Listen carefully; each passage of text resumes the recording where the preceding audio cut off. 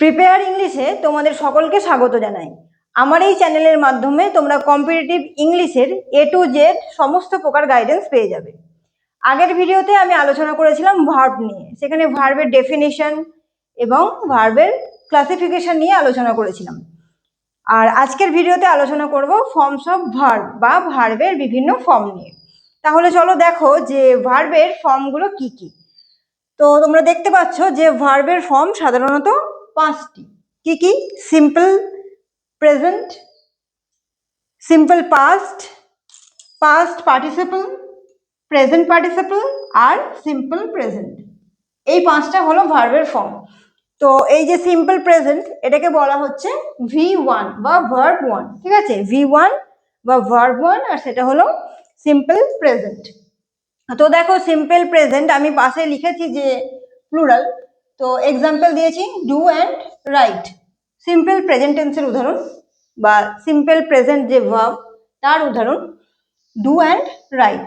তারপরে দেখো V2 বা সিম্পল পাস্ট, আর সিম্পল পাস্টের এক্সাম্পল কি? Did and wrote. V3 বা পাস্ট পার্টিসিপল, আর পাস্ট পার্টিসিপলের এক্সাম্পল দেখো ডান আর রিটেন। তোমরা হয়তো জেনে থাকবে যে ডু, ডিড, ডান, অথবা রাইট, রোট, রিটেন। তো দেখো সেই রকমই সিম্পল প্রেজেন্ট যেটা সেটা কি? রাইট। সিম্পল পাস্ট যেটা সেটা হচ্ছে রোট, আর পাস্ট পার্টিসিপল যেটা সেটা হচ্ছে রিটেন। তো তোমরা তাহলে দেখতে পেলে যে ভার্বের তিনটে form V1, V2 and V3। আচ্ছা, এবারে দেখো V4 বা প্রেজেন্ট পার্টিসিপল। আগেরটা কি দেখেছিলে? V3-তে পাস্ট পার্টিসিপল, আর V4টা হলো প্রেজেন্ট পার্টিসিপল। সেটা কি? Doing and writing. Present participle, participle যখন হবে প্রেজেন্ট পার্টিসিপল, তার সঙ্গে কি হবে? আইএনজি ফর্ম হবে, ভার্বের আইএনজি ফর্ম। নেক্সট দেখো V5 যেটা সেটা হচ্ছে সিম্পল প্রেজেন্ট। আচ্ছা, তোমরা দেখো V1-এও দেখেছো সিম্পল প্রেজেন্ট, আর V5-এও আমি লিখেছি সিম্পল প্রেজেন্ট। তো অনেক বইতে তোমরা দেখবে যে এই যে সিম্পল প্রেজেন্ট এটাকে আমি দুটো ভাগে ভাগ করেছি, V1 এবং V5, কিন্তু ম্যাক্সিমাম বইয়ে এ দুটোকে একটা হিসেবেই দেখানো হয়। সেই একই জায়গায় সিম্পল প্রেজেন্ট এবং পাশে সিঙ্গুলার আর প্লুরাল লেখা থাকে। তো আমি যাই হোক সেটাকে V5 করেছি, সিম্পল প্রেজেন্ট। তো এই সিম্পল প্রেজেন্ট প্লুরাল একটা, আর একটা সিম্পল প্রেজেন্ট সেটা সিঙ্গুলার। যেমন দেখো সিঙ্গুলারের এক্সাম্পল দিয়েছি দাস আর রাইটস। তো তোমরা দেখেছো যখন নাউন পড়েছো, তো নাউনের সাথে এস যোগ করলে কি হয়? নাউনের সাথে এস যোগ করলে যেটা হচ্ছে নাউন প্লাস যদি আমি এস করি তাহলে কি হয়? প্লুরাল হয়ে যায়, তাই তো? নাউন পড়া হয়ে গেছে, তো সেখানে তোমরা দেখেছো যে নাউনের সাথে এস যোগ করে প্লুরাল করা হয়েছিল। কিন্তু ভার্বের ক্ষেত্রে কি? ভার্বের ক্ষেত্রে ঠিক তার উল্টো। দেখো যখন এস যোগ করা হচ্ছে বা ইএস যোগ করা হচ্ছে তখন আমি কি লিখেছি? সিঙ্গুলার। তাহলে ভার্বের সঙ্গে যদি এস অর ইএস যোগ করা হয় সেটা হয় singular.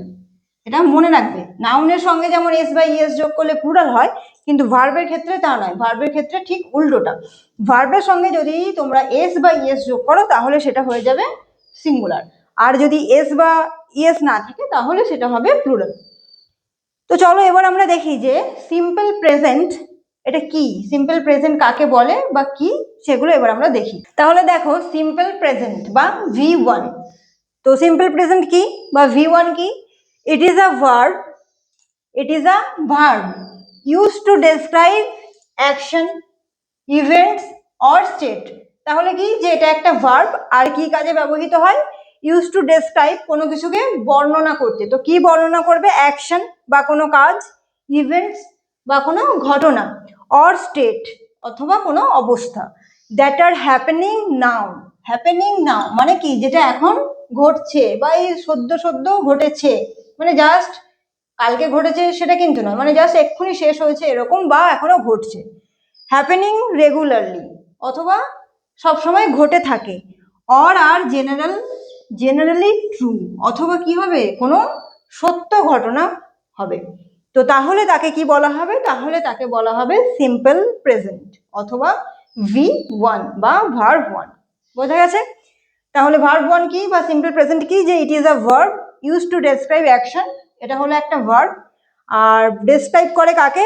Action, events or state, কোনো কাজ, কোনো ঘটনা বা কোনো স্টেট বা অবস্থাকে বর্ণনা করে। দ্যাট আর হ্যাপেনিং নাও, যেটা এখন ঘটছে, হ্যাপেনিং রেগুলারলি অথবা সবসময় ঘটে থাকে, অর আর জেনারেলি ট্রু অথবা কোনো সত্য ঘটনা। বোঝা গেছে? আর এই যে লিখেছি দেখো সিম্পল প্রেজেন্ট, আর ভি এটা কি? এটা V1। আর আমি বলেছিলাম যে V5 সেটাও কি? সেটাও সিম্পল প্রেজেন্ট। তো V5 সেটা হচ্ছে সিঙ্গুলার, আর সিম্পল প্রেজেন্ট বা V1 এটা প্লুরাল। ঠিক আছে? তো এদের সংজ্ঞা বা এদের ডেসক্রিপশন তুমি যাই বলো সেটা কিন্তু একই। সিম্পল প্রেজেন্ট মানে V1 এবং V5 দুটোই কিন্তু এক, শুধুমাত্র V1 হচ্ছে প্লুরাল আর V5 যেটা V5 বা সিম্পল প্রেজেন্ট যেটা সিঙ্গুলার। ঠিক আছে? তো V1 হবে প্লুরাল আর V5 কি হবে? V5 হবে সিঙ্গুলার। তো সিঙ্গুলার আর প্লুরাল। আর আগেই আমি বলে দিয়েছি যে নাউনের সঙ্গে এস যোগ করলে যেমন হতো প্লুরাল, কিন্তু এখানে ভার্বের সঙ্গে যদি তুমি এস যোগ করো তাহলে সেটা হয়ে যাবে সিঙ্গুলার। বোঝা গেছে? তো দেখো এক্সাম্পল দেখো, ধরো তোমাদেরকে আমি বললাম যে সি গোজ, সি গোজ, আর বললাম যে দে গো। তাহলে দেখো যে ডেফিনিশনটা আমি দিয়েছি আর এক্সাম্পলটা, তো দেখো মিলিয়ে দেখো। আমি কি বলেছিলাম যে ভার্বের সঙ্গে যদি এস যোগ করা হয় তাহলে কি হয়ে যায়? ভার্বের সঙ্গে এস যোগ করলে হয় সিঙ্গুলার। কিন্তু নাউনের ক্ষেত্রে তোমরা দেখেছো যে নাউনের সঙ্গে যদি এস যোগ করা হয় তাহলে কি হয়? নাউন প্লাস যদি এস অর ইএস থাকে তাহলে সেটা হয় প্লুরাল।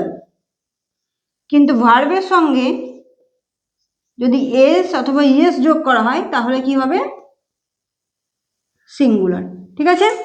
তাহলে দেখো সি, সি মানে কি? একজন, তো সে তাহলে একজনকে বোঝাচ্ছে। তো যখন একজনকে বোঝাচ্ছে তাহলে সেটা কি? সিঙ্গুলার। কিন্তু দেখো ভার্বটা কি লিখেছি? জিও ইএস, গোস। কেন? কারণ দেখো আমি বলে দিয়েছি যে ভার্বের সঙ্গে যদি এস বা ইএস হয় তাহলে সেটা হবে সিঙ্গুলার। তাহলে সি যেহেতু একজন তাহলে আমরা গো, আমি যদি লিখতাম সি গো তাহলে এই গোটা কিন্তু ভুল, কারণ সিঙ্গুলার ভার্বকে সিঙ্গুলার কিভাবে হয়? এস বা ইএস যোগ করে। তারপরে দেখো আমি লিখেছি দে গো। তো দে মানে কি? তারা। তাহলে তারা মানে দুজন বা তার বেশি, তো প্লুরাল। যখন দুজন তার বা তার বেশি হয় তখন প্লুরাল। তো তার সঙ্গে দেখো আমি ভার্বটা লিখেছি গো। এখানে যদি আমি লিখতাম যে গোস তাহলে কিন্তু গোস ভুল হয়ে যেত, কারণ ভার্বের সঙ্গে এস বা ইএস করে হয় সিঙ্গুলার। এখানে সি ছিল, সি সিঙ্গুলার, তাই লিখেছিলাম গোস। আর এখানে দেটা কি? সিঙ্গুলার নয়, প্লুরাল, তো তার জন্য কি হবে? গো। বোঝা গেছে? চলো এবার আমরা দেখবো। তাহলে দেখো এখানে V1 আর V5 দুটোই কিন্তু হয়ে গেল, আর বাকি রইলো তাহলে V2, V3 আর V4। তো এবারে আমরা দেখি তাহলে যে V2টা কি। তাহলে দেখো V2 বা সিম্পল পাস্ট। তো সিম্পল পাস্ট কি জিনিস? Is a verb use to describe action or state. তাহলে কি বলছে? যে ইজ আ ভার্ব, এটি একটি ভার্ব যেটা কি করে? ইউজ টু ডেসক্রাইব অ্যাকশন, কোনো ঘটনার বর্ণনা করে, অর স্টেট অথবা কোনো অবস্থার বর্ণনা করে, that happened and were completed. কোন কাজ বা কোন অবস্থার বর্ণনা করে? যে কাজটা বা যে ঘটনাটা ঘটে গেছে অথবা সম্পূর্ণ হয়ে গেছে বা শেষ হয়ে গেছে, তাহলে তাকে বলা হচ্ছে সিম্পল পাস্ট। বোঝা গেছে? তাহলে সিম্পল পাস্ট কি? is a verb used to describe action or state that happened and were completed in the past. মানে সিম্পল পাস্ট এর দ্বারা অতীতে ঘটে যাওয়া কোনো কাজ বা অবস্থার বর্ণনা করা হয়। বোঝা গেছে? তো চলো দেখো একটা এক্সাম্পল দেখো।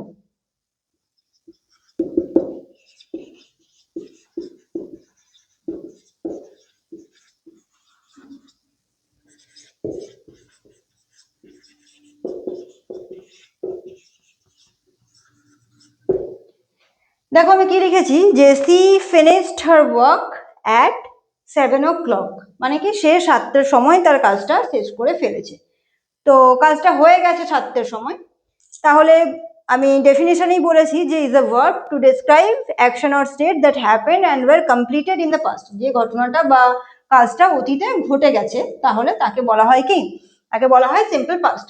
তো এখানে দেখো এক্সাম্পলটা, যে she finished her work at 7 o'clock, মানে কি 7টার সময় তার কাজটা শেষ হয়ে গেছে।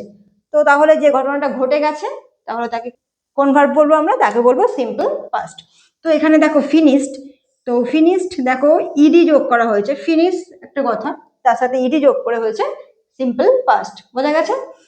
নেক্সট চলো এবার আমরা দেখবো যে V3 আর V4, মানে ফার্স্ট পার্টিসিপল আর প্রেজেন্ট পার্টিসিপল। দেখো V3 and V4 past participle আর কি পাস্ট পার্টিসিপল, আর একটা হচ্ছে V4 হচ্ছে present participle.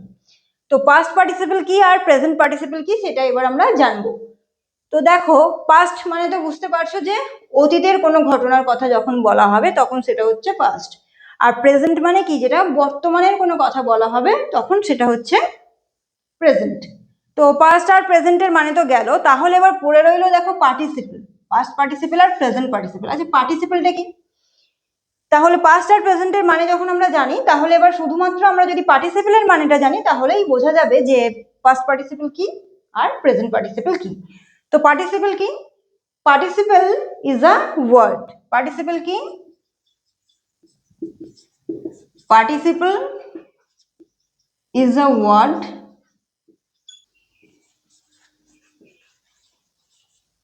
formed from a verb and that ends in ing or ed।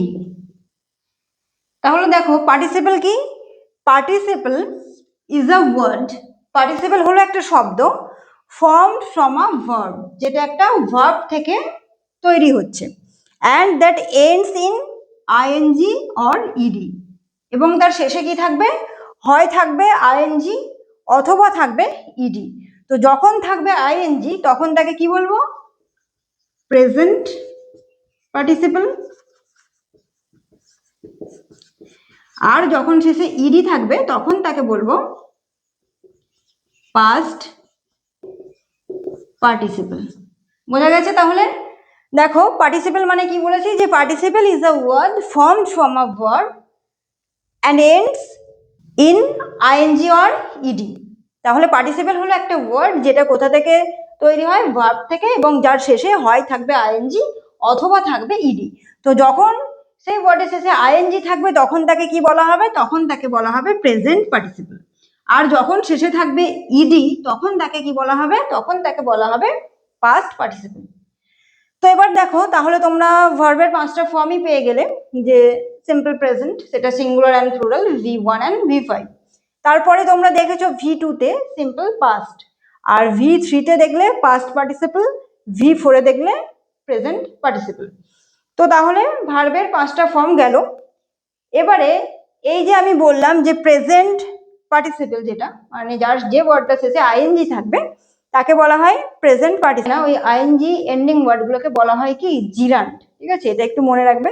যে ধরো একটা ভার্ব, দেখো আমি বলেছি যে participle is a word formed from a verb, একটা ভার্ব থেকেই ওয়ার্ডটা তৈরি হচ্ছে, ঠিক আছে, একটা ভার্ব, তাহলে সেটা নিশ্চয়ই একটা ভার্ব হবে। এবার সেই ভার্বের শেষে হয় আইএনজি থাকলে তাকে বলবো প্রেজেন্ট পার্টিসিপল, আর সেই ভার্বের শেষে যদি ইডি থাকে তাহলে তাকে কি বলবো, পাস্ট পার্টিসিপল।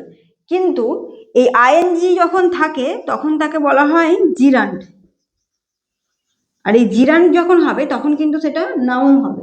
তাহলে বুঝতে পারছো যে ভার্ব যে শুধুমাত্র ভার্ব বা ক্রিয়াপদ হিসেবেই কাজ করে তা কিন্তু নয়, ভার্ব আবার অনেক সময় নাউন হিসেবেও কাজ করে, আর যখন নাউন হিসেবে কাজ করে তখন তার শেষে থাকে আইএনজি, যাকে কি বলা হয়, যাকে বলা হয় জিরান্ড, বোঝা গেছে। তাহলে তোমরা দেখলে যে পাস্ট পার্টিসিপল আর প্রেজেন্ট পার্টিসিপল কি জিনিস, যেখানে আইএনজি থাকবে সেটা হচ্ছে প্রেজেন্ট পার্টিসিপল, আর যে ওয়ার্ড এসেছে ইডি থাকবে সেটা হচ্ছে পাস্ট পার্টিসিপল। তাহলে এই পাস্ট পার্টিসিপল, পাস্ট পার্টিসিপল মানে কি, পাস্ট পার্টিসিপল মানে হলো যে কাজটা, যে কাজটি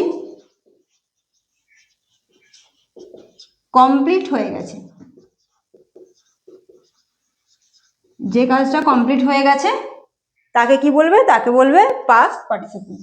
আর প্রেজেন্ট পার্টিসিপলটা তাহলে কি, প্রেজেন্ট পার্টিসিপল। তো প্রেজেন্ট পার্টিসিপল হলো যে কাজটি এখনো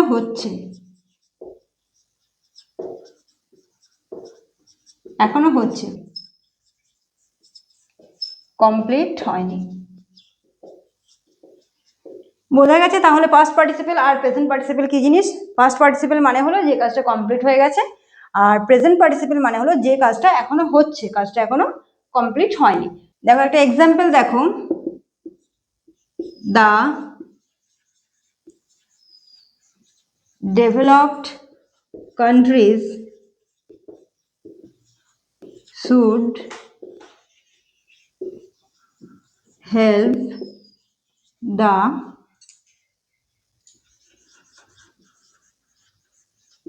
developing countries। এক্সাম্পলটা দেখো কি লিখেছি, যে the developed countries should help the developing country, মানে কি উন্নত দেশগুলোর উচিত উন্নয়নশীল দেশগুলোকে সাহায্য করা। তো দেখো এখানে লিখেছি ডেভেলপড, মানে কি উন্নত, মানে যেটার উন্নতি হয়ে গেছে, কমপ্লিট হয়ে গেছে উন্নতিটা, আর কিছু বাকি নেই, তার উন্নতি হওয়ার আর কিছু বাকি নেই, মানে টোটালটাই কমপ্লিট হয়ে গেছে, তার উন্নতি যে হচ্ছে সেটা কমপ্লিট। কিন্তু দেখো এখানে লিখেছি ডেভেলপিং। ডেভেলপিং মানে কি যার উন্নতি এখনো হচ্ছে। আমি কি বলেছিলাম বাংলা মানেটা, যে the developed countries should help the developing country, মানে উন্নতশীল দেশগুলির উচিত উন্নয়নশীল দেশগুলোকে সাহায্য করা। তো ডেভেলপড মানে তাহলে উন্নত, মানে যার উন্নয়নটা কমপ্লিট হয়ে গেছে, আর ডেভেলপিং মানে উন্নয়নশীল, যার উন্নয়ন এখনো চলছে। বোঝা গেছে তাহলে পাস্ট পার্টিসিপল আর প্রেজেন্ট পার্টিসিপলের ব্যাপারটা। এখানে ডেভেলপড এটা কি, এটা পাস্ট পার্টিসিপল, আর ডেভেলপিংটা কি, ডেভেলপিংটা হলো প্রেজেন্ট পার্টিসিপল। দেখো আমি তোমাদের আগেই বলেছিলাম যে ইডি যখন শেষে থাকবে তখন সেটা হয়ে যাবে পাস্ট পার্টিসিপল, আর যখন শেষে আইএনজি থাকবে তখন সেটা হবে প্রেজেন্ট পার্টিসিপল। বোঝা গেছে? তো চলো এবার আমরা আলোচনা করব ভার্বের V1, V2 এবং V3, বা প্রেজেন্ট, পাস্ট এবং পাস্ট পার্টিসিপল যে ফর্মগুলো থাকে ভার্বের, সেই ফর্মগুলো নিয়ে আমরা আলোচনা করব।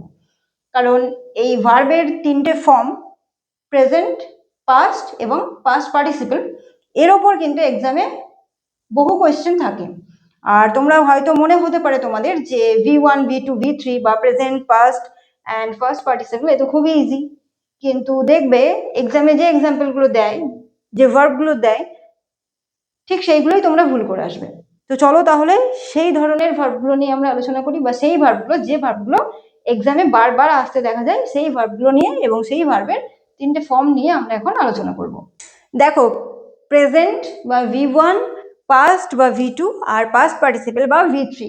তো আমি এখানে দেখো বেশ কিছু ভার্ব লিখেছি এবং ভার্বের বিভিন্ন তিনটে ফর্মগুলো আমি লিখেছি। তো দেখো ফার্স্ট কি লিখেছি, বিকাম। বিকাম কি, বিকাম হচ্ছে প্রেজেন্ট।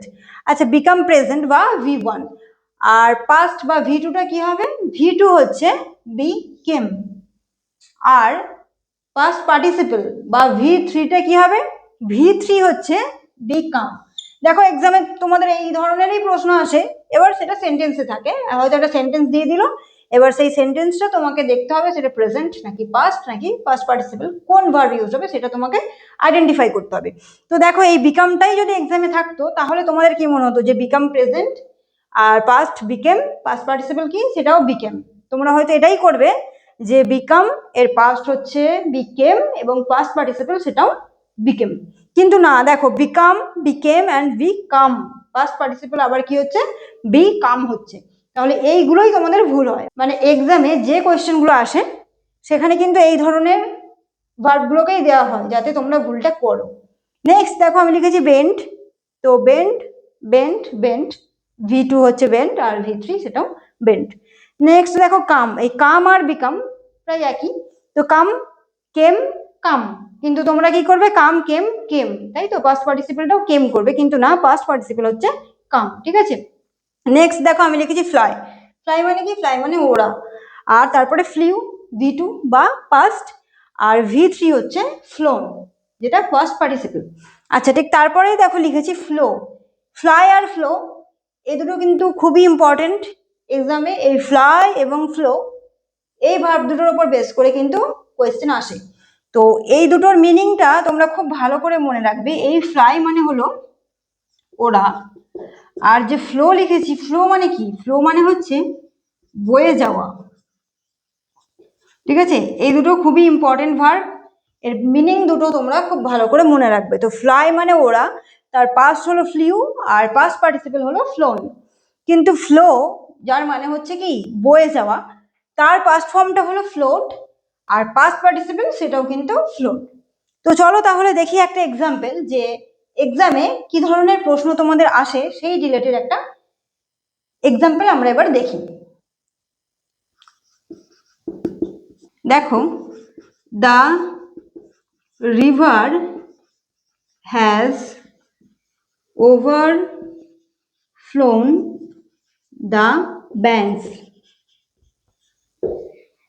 সেন্টেন্সটা দেখো কি লিখেছি, the river has overflown the banks. মানে কি, যে নদীটা যে তীরবর্তী জায়গাগুলো সেগুলোকে প্লাবিত করেছে। The river has overflown the banks, বা নদী তার তীরবর্তী অঞ্চলগুলোকে প্লাবিত করেছে। আচ্ছা দেখো, এখানে বলা হয়েছে নদী মানে রিভার।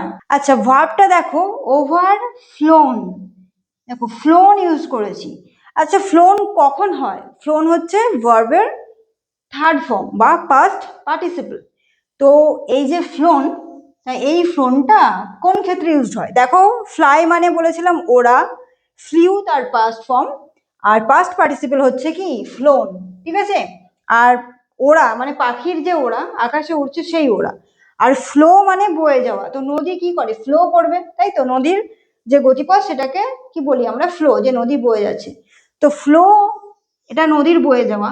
তো ফ্লোর পাস্ট কি? Flowed, FLOWED, flowed. আর পাস্ট পার্টিসিপল কি? Flowed, FLOWED। তাহলে এখানে বুঝতে পারছো যে the river has overflown the banks. তো এই ওভারফ্লোন কথাটা কিন্তু এখানে ভুল।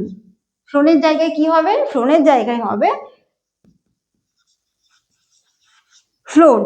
ঠিক আছে, কারণ ফ্লো মানে বয়ে যাওয়া, আর নদী বয়ে যাচ্ছে গিয়ে তার তীরবর্তী জায়গাগুলোকে প্লাবিত করছে। তাহলে এটা ওভারফ্লো নয়, এটা হবে ওভারফ্লোড। বোঝা গেছে? তো এই ধরনের এক্সাম্পল বা এই ধরনের কোয়েশ্চেন তোমাদের এক্সামে আসে। আর এই ভার্বগুলো ভীষণই ইম্পর্টেন্ট, এইসব ভার্ব থেকেই তোমরা কোয়েশ্চেন পাবে।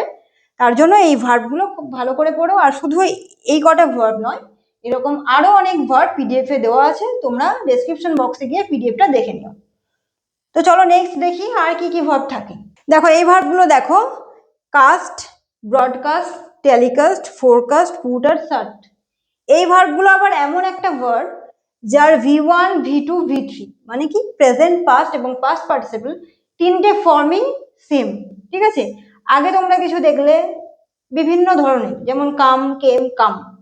কিন্তু এইগুলো আবার এমন ভার্ব যাদের তিনটে ফর্মই সেম, V1, V2, V3, বা প্রেজেন্ট, পাস্ট এবং পাস্ট পার্টিসিপল তিনটে ফর্মই কিন্তু এক। যেমন দেখো, কাস্ট, কাস্ট কি? প্রেজেন্ট, তার পাস্ট বা V2 কি? কাস্ট, আর V3 বা পাস্ট পার্টিসিপল সেটা কি? সেটা হলো কাস্ট। সেই রকমই দেখো ব্রডকাস্ট, প্রেজেন্টে কি লিখেছি? ব্রডকাস্ট, তো তার পাস্টও হচ্ছে ব্রডকাস্ট, আর পাস্ট পার্টিসিপল সেটাও ব্রডকাস্ট। সেই রকমই দেখো আবার telecast, telecast and telecast. Forecast, তার পাস্ট কি হবে? ফোরকাস্ট, আর পাস্ট পার্টিসিপল সেটাও ফোরকাস্ট। তারপরে দেখো পুট, পুট, পুট, পুটও এমন একটা ভার্ব যার পাস্ট এবং পাস্ট পার্টিসিপল এবং প্রেজেন্ট তিনটে ফর্মই এক। সেই রকমই সার্ট, আরেকটা ভার্ব যার প্রেজেন্ট, পাস্ট এবং পাস্ট পার্টিসিপল একই। ঠিক আছে, তো এগুলো কিন্তু খুবই ইজি যদি তোমাদের মনে থাকে। তো এক্সামে যাই দিক না কেন কোনো সমস্যা নেই, কারণ এর তিনটে ফর্মই এক, তো কোনো কারেকশন থাকবে না। এবারে এই তিনটে ফর্ম এক, সেটা তোমাকে মাথায় রাখতে হবে। ধরো দিয়ে দিল যে টেলিকাস্টেড বা ব্রডকাস্টেড, তো সেই সময় যদি এই কাস্টেড কথাটা থাকে তাহলে তোমাকে মাথায় রাখতে হবে যে এগুলো কি ভার্ব, এগুলো এদের কোনো ইডি হয় না। ঠিক আছে, এই যে ব্রডকাস্ট বা টেলিকাস্ট এদের তিনটে ফর্মই সেম। তো তাহলে কোন কোন ভার্ব যাদের ফর্মগুলো সেম বা একই সেগুলো খুব ভালো করে মাথায় রাখবে। তো চলো নেক্সট দেখি। দেখো, এরপর আমি যে দুটো ভার্ব লিখেছি খুব ইম্পর্টেন্ট, এক্সামে কোয়েশ্চেন আসে এই ভার্বের উপর বেস করে। তো দেখো প্রথমে লিখেছি হ্যাং, HANG হ্যাং, যেটা কি প্রেজেন্ট বা V1। তো এর পাস্ট বা V2টা কি হ্যাংড, দেখো ইডি যোগ হয়েছে। আর পাস্ট পার্টিসিপল বা V3 সেটাও কি, সেটাও হলো হ্যাংড, ইডি যোগ হয়েছে। তাহলে হ্যাং, হ্যাংড এবং হ্যাংড। আচ্ছা দেখো নেক্সট তারপরেও লিখেছি হ্যাং, HANG, দেখো স্পেলিং কিন্তু একই, কিন্তু পাস্ট ফর্মটা দেখো লিখেছি হাং আর পাস্ট পার্টিসিপল লিখেছি হাং। তো এই হ্যাং আর হ্যাং প্রেজেন্ট ফর্ম দুটো কিন্তু একই, কিন্তু এদের মিনিংটা আলাদা। এই যে প্রথমে লিখেছি হ্যাং, যার পাস্ট হচ্ছে হ্যাংড এবং পাস্ট পার্টিসিপল হলো হ্যাংড, এর মানে কি, এর মানে হলো হ্যাং মানে তোমরা জানো যে ঝোলানো। তো যখন ফাঁসিতে ঝোলানো হয়, ঠিক আছে, ফাঁসিতে ঝোলানো হয় তখন বলবো হ্যাং বা হ্যাংড অথবা হ্যাংড, ঠিক আছে। আর এই হ্যাং মানে কি, ধরো তুমি কোনো কিছু ঝোলালে, দেওয়ালে যদি আমি কোনো কিছু ঝোলালাম, তো সেই তাকে বলা হচ্ছে হ্যাং, দেওয়ালে ঝোলানো, বোঝা গেছে। হ্যাংড, ধরো পাস্টে যদি হ্যাংড থাকলো, বা সেন্টেন্সের মিনিং কি বলছে তোমাকে সেটার উপর বেস করে তোমার আনসার হবে। তো মনে রাখবে যে একটা হ্যাং মানে হলো ফাঁসিতে ঝোলানো, যার পাস্ট ফর্ম হবে হ্যাংড এবং পাস্ট পার্টিসিপল হবে হ্যাংড। আর একটা হ্যাং মানে হলো দেওয়ালে কোনো কিছু ঝোলানো, তো তার পাস্ট হবে হাং আর পাস্ট পার্টিসিপল হবে হাং, বোঝা গেছে। তো চলো তাহলে দেখো যে এক্সামে কি ধরনের কোয়েশ্চেন আসে। দেখো এক্সাম্পল দেখো, the prisoner has been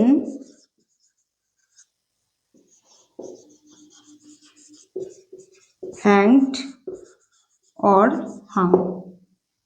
দেখো আমি একটা সেন্টেন্স লিখেছি যে the prisoner has been hanged or hung। আর একটা সেন্টেন্স দেখো, she hanged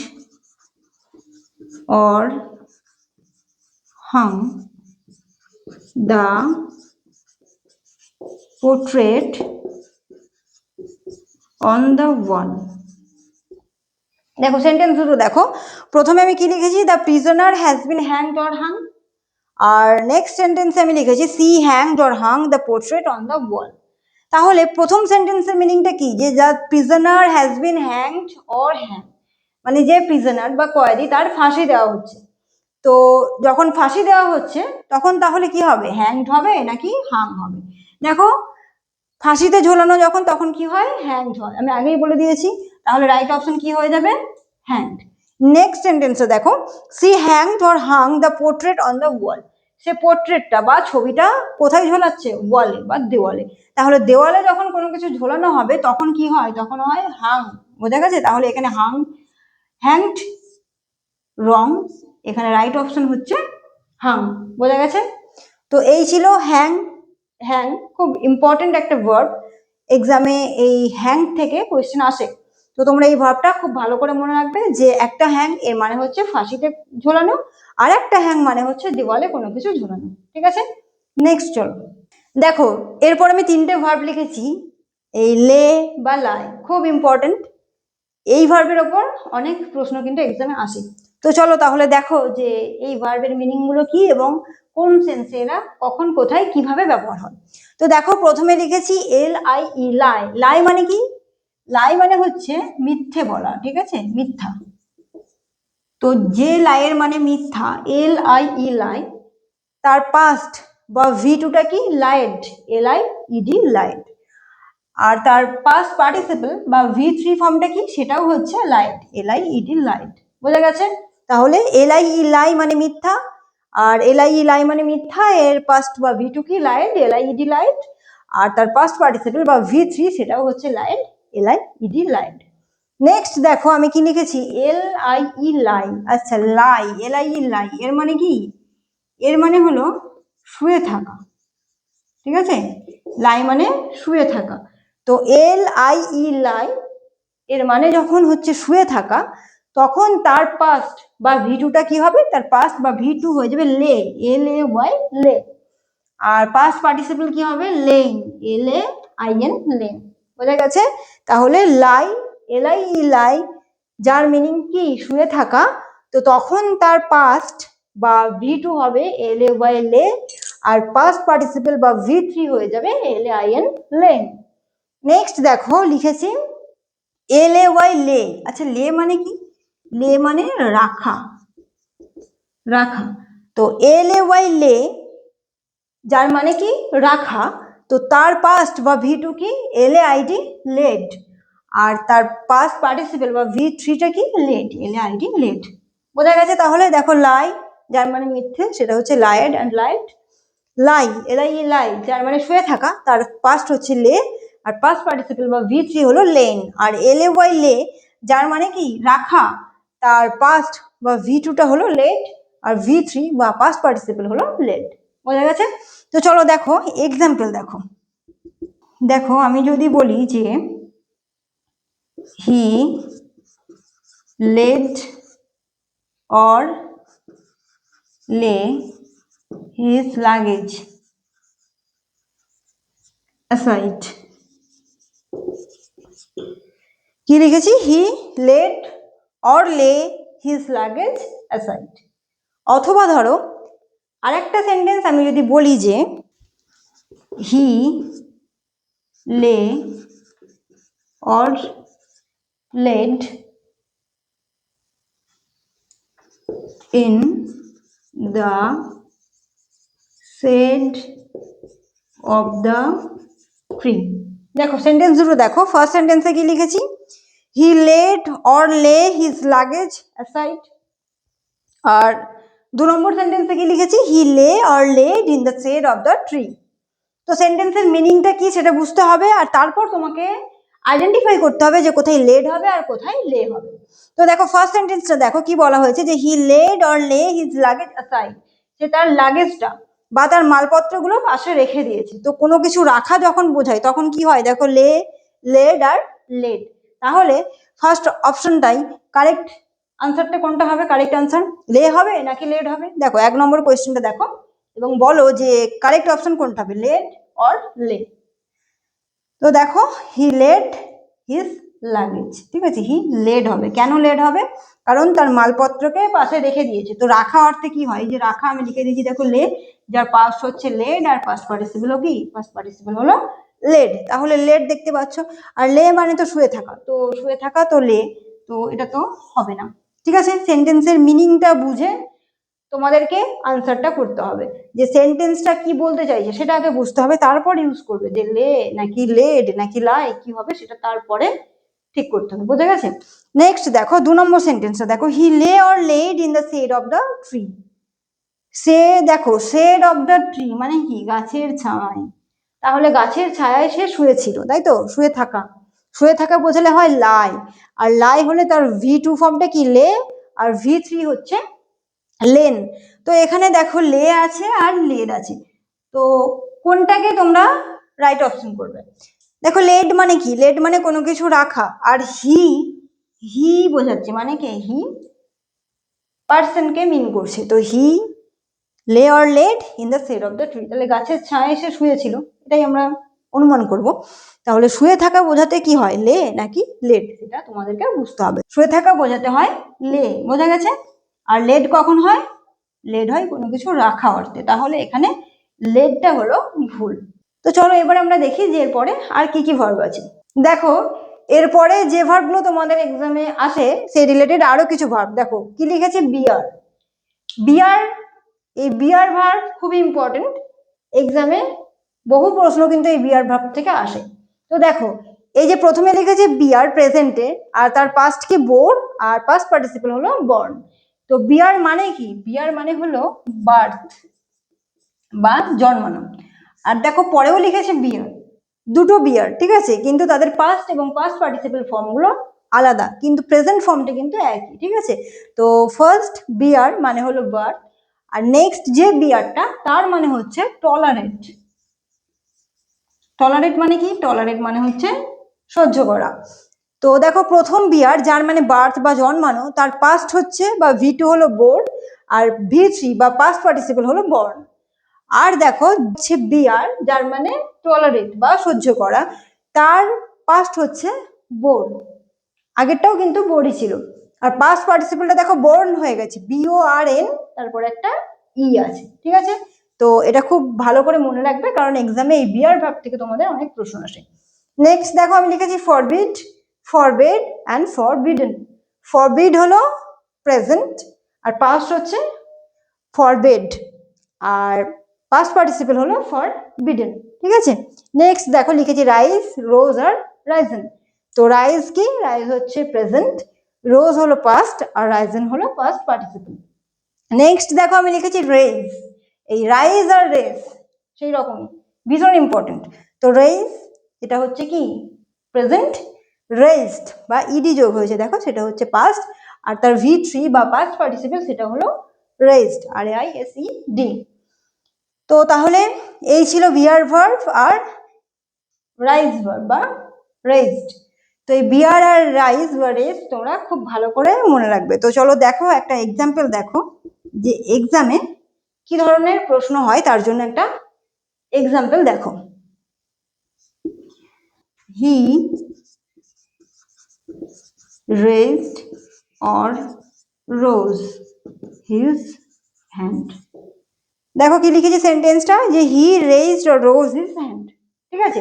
নেক্সট আরেকটা সেন্টেন্স দেখো, দ্য সান রাইজ, और देखो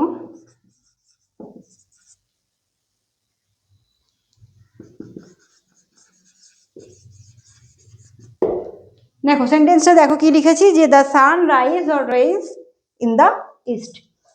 এবারে তোমাদেরকে কি করতে হবে, এই যে ফার্স্ট সেন্টেন্স লিখেছি রেজড অথবা রোজ, সেকেন্ড লিখেছি রাইজ অথবা রেজ, তো কারেক্ট অপশন কোনটা হবে সেটা তোমাদেরকে আইডেন্টিফাই করতে হবে।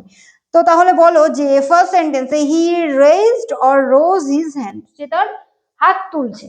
তো এই হাত তোলা অর্থে কোনটা ইউজ করবো আমরা, কোন ভাবটা আমরা ইউজ করবো, রেজড অর রোজ। তো দেখো রাইজ মানে হচ্ছে কি ওঠা, আর রেজ মানে তোলা। তো যেহেতু সে তার হাত তুলছে তো সেখানে হয়ে যাবে রেজড, বোঝা গেছে। RAISED, রেজড মানে হলো কোনো কিছু তোলা বা হাত তোলা, তো সেই ক্ষেত্রে রেজড। আচ্ছা নেক্সট সেন্টেন্সটা দেখো কি লিখেছি, the sun rise or raise in the east. সূর্য পূর্ব দিকে ওঠে, তো সূর্য ওঠা সেটা কি, দেখো রাইজ মানে আমি কি বললাম, যে রাইজ মানে ওঠা, আর রেজ মানে তোলা। তো এখানে দেখো the sun rise or raise in the east মানে সূর্য পূর্ব দিকে ওঠে, তো সূর্য ওঠা বোঝাতে কোন ভাবটা ইউজ করবো, রাইজ নাকি রেজ। তো দেখো রাইজ হয়ে যাবে, কারণ রাইজ মানে কি, রাইজ মানে ওঠা, আর রেজ মানে তোলা, তাহলে রেজটা এখানে ভুল। এখানে রাইট অপশন কোনটা হবে, রাইজ, RISE, রাইজ, বোঝা গেছে। চলো এবারে দেখি নেক্সট আর কি কি ভার্ব আছে। দেখো পরের ভার্বগুলো দেখো, build, send, find are found. তো এই ভার্বগুলো তোমাদের এক্সামের জন্য খুবই ইম্পর্টেন্ট। তো বিল্ড এটা কোন ভার্ব, এটা হচ্ছে প্রেজেন্ট বা V1। আচ্ছা বিল্ড যখন প্রেজেন্ট বা V1 তাহলে এর পাস্ট বা V2টা কি, বিল্ড, BUILT, বিল্ড। আর V3 বা পাস্ট পার্টিসিপল হলো সেটাও বিল্ড, BUILT। নেক্সট দেখো সেন্ড, SEND, সেন্ড এটা প্রেজেন্ট বা V1, আর V2টা কি সেন্ট, SENT, আর V3ও তাই SENT। তারপরে দেখো লিখেছি ফাইন্ড, এই ফাইন্ড আর ফাউন্ড, দেখো ফাইন্ড আর ফাউন্ড লিখেছি। তো এই দুটো ভার্ব তো খুবই ইম্পর্টেন্ট, খুব ভালো করে মনে রাখবে। দেখো ফাইন্ড হচ্ছে প্রেজেন্ট বা V1, এর মানে কি, ফাইন্ড মানে কোনো কিছু খোঁজা। তো যে ফাইন্ড তার মানে হচ্ছে খোঁজা, কিন্তু তার পাস্ট ফর্মটা দেখো ফাউন্ড, আর V3 বা পাস্ট পার্টিসিপল সেটাও হচ্ছে ফাউন্ড। তো নেক্সট দেখো আমি আর একটা লিখেছি ফাউন্ড, ঠিক আছে। দেখো এখানে ফাইন্ডের V2 ছিল ফাউন্ড, তো এখানেও আমি ফাউন্ড লিখেছি, স্পেলিং দেখো একই, কিন্তু এই ফাউন্ডটা কি বলতো, দেখো এই ফাউন্ডটা পাস্ট টেন্স বা V2, কিন্তু এই ফাউন্ডটা V1 বা প্রেজেন্ট, আর এই ফাউন্ডের মানে কি কোনো কিছু স্থাপন করা, কোনো কিছু স্থাপন করা বা প্রতিষ্ঠা করা বা প্রতিষ্ঠা করা, বোঝা গেছে। তো এখানে যেটা ছিল ফাইন্ড, যার মানে খোঁজা, তার পাস্ট টেন্স হলো ফাউন্ড আর পাস্ট পার্টিসিপল হলো ফাউন্ড। কিন্তু ফাউন্ড যেটা কি প্রেজেন্ট বা V1, তার পাস্ট কি ফাউন্ডেড, আর পাস্ট পার্টিসিপল বা V3 সেটা হলো ফাউন্ডেড। মনে থাকবে? তো চলো এবার দেখো কয়েকটা এক্সাম্পল। দেখো একটা এক্সাম্পল দেখো, he found or founded the lost book।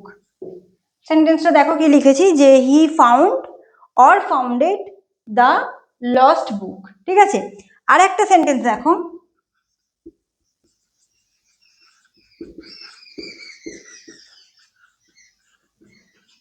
Rabindranath Tagore found or founded